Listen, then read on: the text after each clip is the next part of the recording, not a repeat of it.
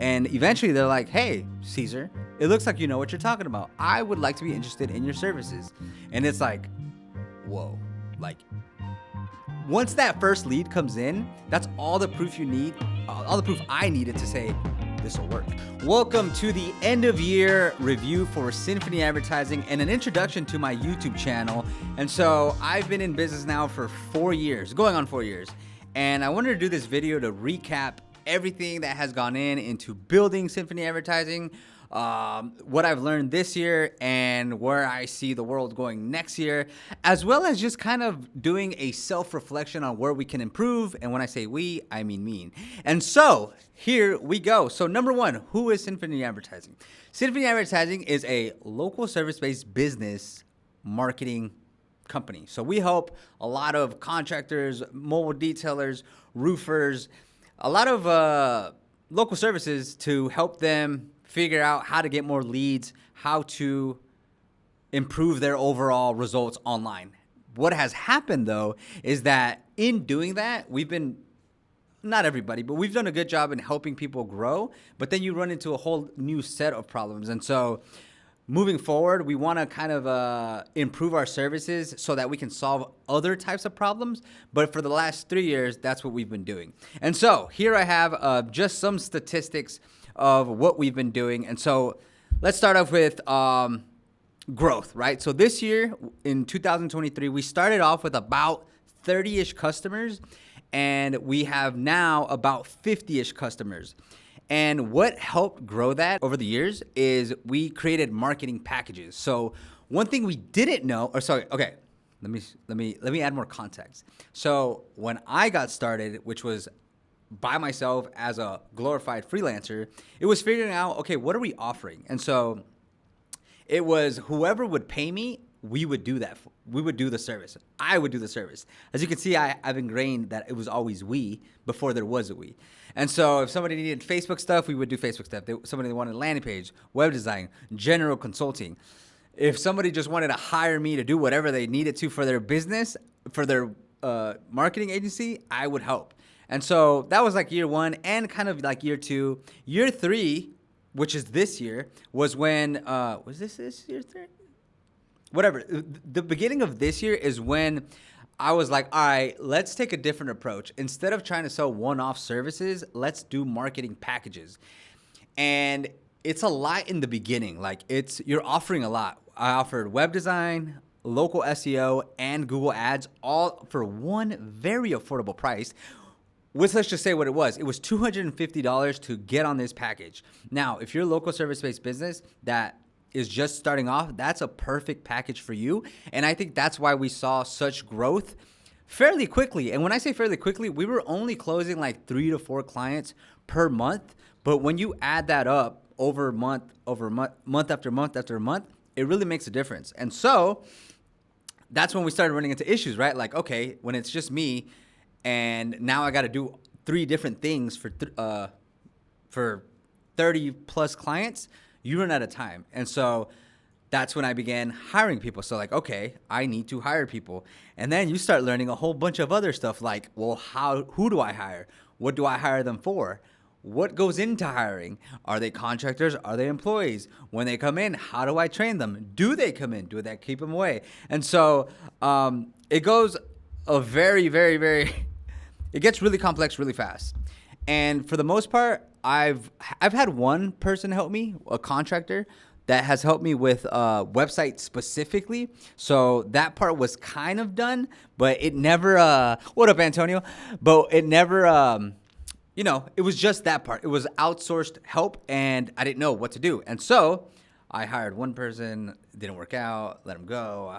And just that alone, like hiring that one person who I met at an airport, who was like, hey, I live in Houston. I was like, that sounds good. Do you need a job?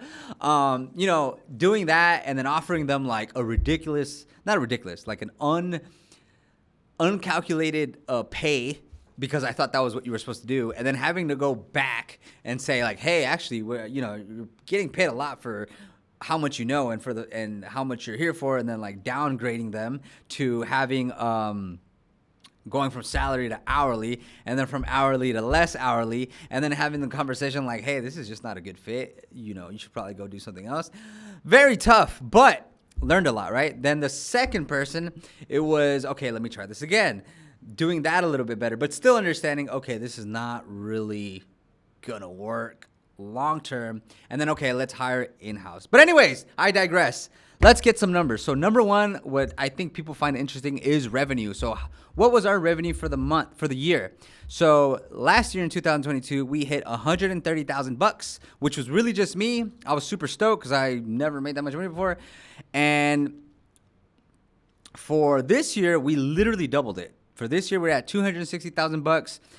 And that's where you can't, I couldn't manage it. I couldn't do all the work. I was literally, because at some point you start stealing from clients. Like if you say, hey, client, it's $500 a month for us to do XYZ, and then you don't do XYZ, then why are they paying you? And so I did not like that. I hired a team, and now we're a little bit better at making sure everybody gets what they are supposed to get. And so a lot of growing pains. We're still figuring that out. We still have too many clients. So although we have people who are in place to service the clients, including me, it's still not, actually it's not what we would like to do. What we would like to do is do quality work for clients instead of quantity work for clients. So what that means is we are pretty much checking boxes to make sure everybody's getting the right amount of time, the right amount of services.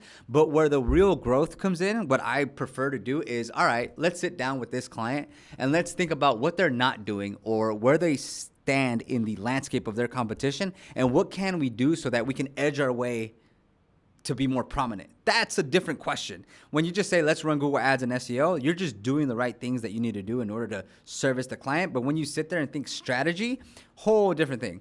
And so that's the way we want to go. So one of the bigger things that made a difference this year is switching to MRR, so monthly recurring revenue. That was already in place, but coming up with a good package, the better pitch too, by the way. And that word of mouth really spread. Like I would have to say this year is the first year where I didn't have to worry about leads. Like the leads come on their own. Of course, we obviously put a lot of effort into making our social media, but that was prior to this. It was just trying to do good work, and word of mouth started happening, right? Touching base on social media marketing. So this is something that we added to our mix because honestly, before doing the social media marketing, we did not do any kind of output, any kind of outreach. The most outreach I did was like talking to customers, and then customers would refer us. And then in doing social media marketing, which I was approached by some guy on the internet who was like, hey, Cesar, I have something to offer. And I was like, hey, sure, come offer it. He's behind the camera, by the way. And I was like, okay, cool. It sounds good. And I remember the first meeting we had, I was like, I could see this working, and then we could offer this to clients. And so it's kind of always been in the background. So we tested it out. We first tested it out with something called Digital Groove, which we abandoned because it's easier to grow what you already have going than to build a whole nother thing. I'm not even going to get into that. But essentially what happened is this. Here's what I noticed with doing social media marketing for my company, for like overall what we offer, like internally. This is Symphony advertising marketing to the world, right? Here's what I noticed. And we started with just Instagram. I noticed that people who I already know, when they see me in person or respond to my Instagram or respond to me in whatever fashion, they come to me at a different angle. They come to me saying, hey, Cesar, it really looks like you know what you're talking about. Hey, Cesar, it looks like it's going well. And like that little thing is actually huge because you're changing the positioning of not only yourself, but your company. So instead of me having to go and say like, hi, friend or potential client, my name is Cesar Gill. I run Symphony Advertising. We do web design, local SEO, and Google Ads for companies to help them grow with their lead generation. We've been doing it instead of doing all that, they see the Instagram post over and over and over. They see the topics that we cover, which is supposed to be helpful content. And then it's not selling, right? It's just educating the whoever is in the audience so that they understand, oh, okay, damn, you know what you're talking about. It's no different than like watching a movie or watching a TV show. You learn about the character. You know what their morals are. You know what their traits are. You know what their strengths are. You know what their weaknesses are, and you have like an idea of what it is that they are on camera, right? Everybody can be a certain way until you meet them, and so that was good, right? And I'm not gonna say this helped close more business, but you could tell it made a difference in the right direction. And so we doubled down. We posted it for Symphony advertising and then my personal page. And then instead of just posting it on Instagram, we posted it on Instagram, TikTok, YouTube Shorts, YouTube where possible, Twitter, Facebook Reels, and sometimes the Google profile page. So now we're like as many places as we can be. And of course, what happens, some people see it that have no idea who we are, especially TikTok. TikTok has been really good about this. They follow our page or my page. They see all the content. They keep seeing the content. And eventually they're like, hey, Cesar, it looks like you know what you're talking about. I would like to be interested in your services. And it's like, whoa, like once that first lead comes in, that's all the proof you need, all the proof I needed to say this will work. And so, with that being said, the whole point of that is like social media marketing does work. And then when I saw it work, it's like, okay, local SEO and Google Ads is still a great place to get leads from. But where everybody's not doing, where the land grab is, still to this day, even though it's like 10, 15 years old, is social media, is TikTok, is Instagram, is video. And so part of these upgrades that we're offering our clients is literally that. So for the people that are in Houston, so we're in Houston, the people that are in Houston, I'm offering everybody, hey, it's time to upgrade. It's time to start making social media content because that's where people are going and that's what people are using to research who should they buy from, who should they contact, who can solve their problem. And so that's kind of the direction we're going for in 2024. And that is all the notes I have. So thanks for tuning in to the first official branded personal YouTube video on the Cesar Gill channel. And if there are any questions, concerns, updates, or any series you guys would like to see, I welcome them.